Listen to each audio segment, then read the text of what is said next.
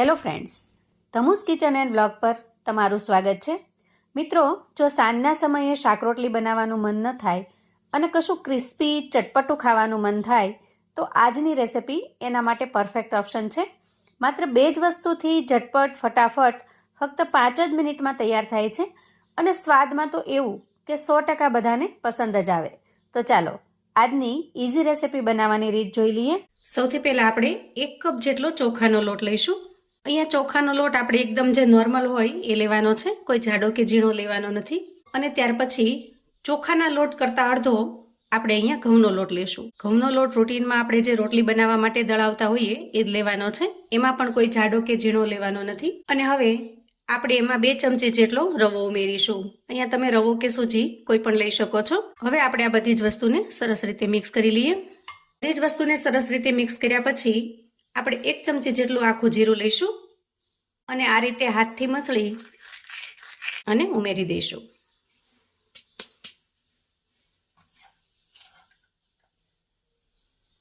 સાથે સાથે સ્વાદ પ્રમાણે મીઠું ઉમેરી દઈએ. જો તમને અજમાનો ટેસ્ટ પસંદ હોય તો અડધી ચમચી જેટલો અજમા પણ ક્રશ કરીને ઉમેરી શકો છો, કેમ કે અજમાથી પાચન ખૂબ સરસ રહે છે. હવે મસાલા કર્યા પછી આપણે અહીંયા 1 લીલા મરચાંને આ રીતે ઝીણું ઝીણું સમારી લીધું છે, એને ઉમેરી દઈએ. અને 1 નાની ડુંગળીને પણ એકદમ ઝીણી સમારી લીધી છે, એને ઉમેરી દઈએ. અહીંયા તમે જો ડુંગળી ન ખાતા હો તો ડુંગળીને સ્કીપ કરી શકો છો. ડુંગળી વગર પણ આ રેસિપી એકદમ જોરદાર બનશે. ત્યાર પછી ઉમેરીશું ઝીણી સમારેલી કોથમીર. અને હવે થોડું પાણી નાખી આપણે એકદમ સરસ મિશ્રણ બનાવી લઈએ. પાણીને આપણે થોડું જ ઉમેરવાનું છે, જેથી જે કન્સિસ્ટન્સીમાં આપણે બેટર જોઈએ છે એ રીતે જ બનીને તૈયાર થાય. એકસાથે પાણી ઉમેરવાથી બેટર જો ઢીલું થઈ જશે તો કન્સિસ્ટન્સીને બેલેન્સ કરવા માટે આપણે થોડો વધારાનો લોટ ઉમેરવો પડશે. હવે જુઓ, અહીંયા મિક્સ કરી લેતા બેટર કંઈક આ પ્રકારનું બને છે. જુઓ, તો આ સમયે અંદાજે 5 મિનિટ માટે ઢાંકણ ઢાંકી બેટરને રેસ્ટ થવા દઈએ, જેથી આપણે જે એના અંદર સૂજી ઉમેરી છે એ સરસ રીતે ફૂલી જાય અને ચોખાનો લોટ પણ સરસ રીતે તૈયાર થઈ જાય. હવે જ્યાં સુધીમાં બેટર રેસ્ટ થાય છે ત્યાં સુધીમાં આપણે આજના નાસ્તા માટે એકદમ ટેસ્ટી એવી ચટણી બનાવી લઈશું. આપણે એક મિક્સર જાર લઈએ અને જારમાં 1 નાની વાટકી જેટલા ગાંઠિયા ઉમેરી દઈએ. તમારી પાસે ઘરમાં જે કોઈ ગાંઠિયા અવેલેબલ હોય એ તમે ઉમેરી શકો છો. ત્યાર પછી જારમાં થોડી કોથમીરને આ રીતે સમારીને ઉમેરી દઈએ અને રફલી ચોપ કરેલા કેરીના ટુકડા ઉમેરીશું. તમે જો કેરીની સિઝન ન હોય ત્યારે બનાવી રહ્યા હો તો અહીંયા તમે 1 ચમચી જેટલો આમચૂર પાવડર વાપરી શકો છો, અથવા તો 1 થી 2 ચમચી જેટલો લીંબુનો રસ પણ ઉમેરી શકો છો. ત્યાર પછી 4 થી 5 જેટલા ફુદીનાના પાન ઉમેરી દઈએ. ફુદીનાના પાનથી ટેસ્ટ ખૂબ જ મસ્ત બને છે, જેથી તમારી પાસે જો અવેલેબલ હોય તો ચોક્કસથી ઉમેરવા. અહીંયા તમે ફુદીનાનો પાવડર હોય તો અડધી ચમચી જેટલો પાવડર પણ ઉમેરી શકો છો.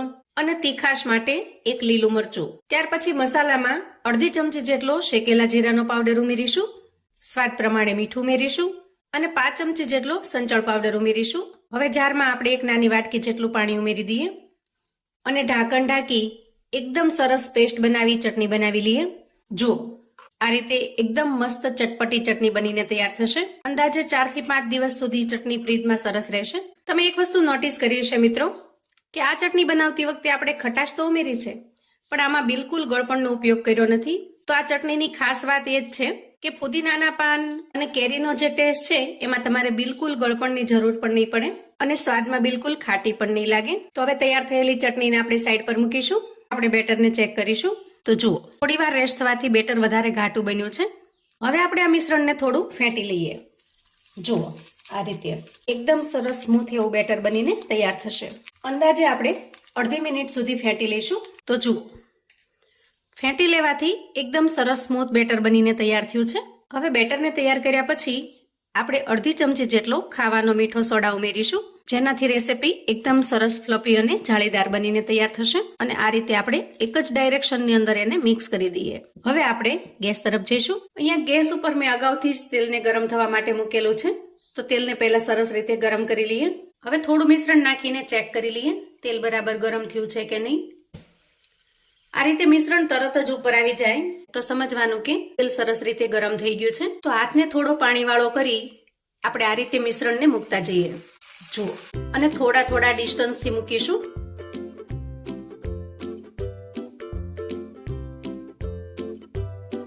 જેથી એકબીજાને ચીપકી ન જાય. વાસણ જો આ રીતે પોળું પસંદ કરશો તો એકસાથે ઘણા બધા પાડી શકશો. એકસાથે જેટલા સમાય એટલા પાડી લઈએ. હવે આપણે ધીરે ધીરે કરી વડાને પલટાવી લઈએ. શરૂઆતમાં આપણે એને સ્પેચ્યુલા કે ચમચોની અડાડીએ, કેમ કે તૂટી જવાની બીક રહે છે. પણ આ રીતે નીચેની સાઈડ થોડા ક્રિસ્પી થઈ જાય પછી તમે એને આરામથી સાઈડ ચેન્જ કરી શકશો.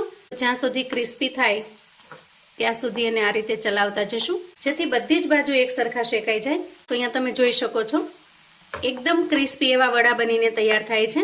તો મોટાભાગે જ્યારે આપણે દહીં વડા બનાવીએ ત્યારે દાળને પીસીને બનાવતા હોઈએ અને એમાં ઘણી બધી ઝંઝટ પણ રહેતી હોય છે. તો તમે સિમ્પલી આ રીતે સાદા વડા બનાવીને પણ દહીં વડા બનાવી શકો છો, અથવા તો ભેળની જેમ આના ઉપર ઠંડુ દહીં છાંટી તમે એન્જોય કરી શકો છો. ખરેખર ટેસ્ટમાં એકદમ લાજવાબ બને છે. અહીંયા વધારાના મસાલા તરીકે મેં ડુંગળીનો ઉપયોગ કરેલો છે. તમે ડુંગળી વગર પણ બનાવશો ને તો પણ એકદમ ટેસ્ટી અને લાજવાબ બને છે. અને વળી તળવા માટે તમારે તેલનો ઉપયોગ પણ એકદમ ઓછો કરવાનો થશે, કેમ કે આ વડા છે એ બિલકુલ તેલ પીશે નહીં. તો અહીંયા સાઈડ ચેન્જ કરી બધી જ બાજુ એકદમ સરસ ક્રિસ્પી થઈ જાય ત્યાં સુધી તૈયાર કરી લઈએ.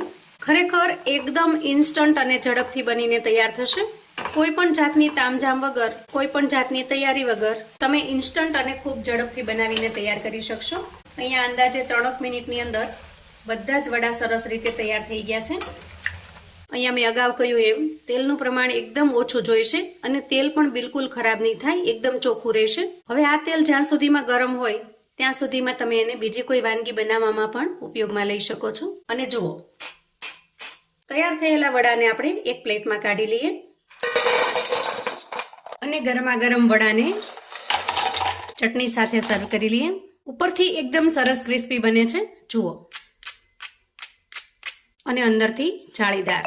જુઓ, આ વડાને તમે કોઈ પણ ચટણી સાથે એન્જોય કરી શકો છો. દરેક ચટણી સાથે આનો ટેસ્ટ એકદમ લાજવાબ બને છે. વળી ચટણી વગર પણ સિમ્પલ પણ ખાઈ શકાય એવા છે અને ચાની સાથે તો સ્વાદ એકદમ અમેઝિંગ બને છે. બાળકોને આ ક્રિસ્પી કુરકુરા વડા ખાવાની તો મજા જ પડી જશે.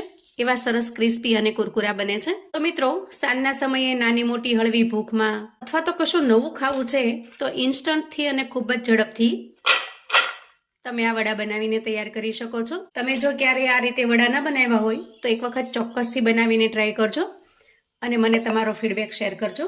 તો મિત્રો, આવું અવનવું જાણવા માટે અને મને સપોર્ટ કરવા માટે ચેનલ પર જો તમે નવા છો તો પ્લીઝ ચેનલને સબસ્ક્રાઈબ કરો. વિડીયો ગમે તો લાઈક અને શેર કરો. તમારા સગા સંબંધી મિત્રોને પણ આપણી આજની એકદમ ટેસ્ટી એવા વડાની રેસિપી ચોક્કસથી મોકલી આપજો, જેથી એ લોકો પણ બનાવીને તૈયાર કરી શકે, એન્જોય કરી શકે અને એના પરિવારને પીરસી શકે. કોમેન્ટમાં મને ચોક્કસથી જણાવજો મિત્રો, એકદમ ટેસ્ટી એવા વડાની રેસિપી તમને કેવી લાગી. ફરી મળીશું એક નવી રેસિપી સાથે. ત્યાં સુધી આવજો મિત્રો.